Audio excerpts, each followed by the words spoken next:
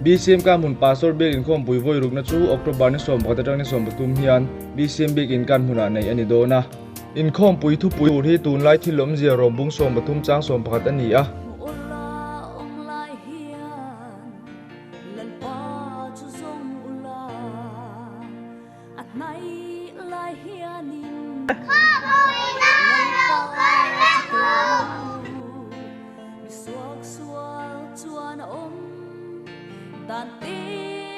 Sian em ban rung rung tê, imo quỳ xin tu lên càng sông vách cả siêu.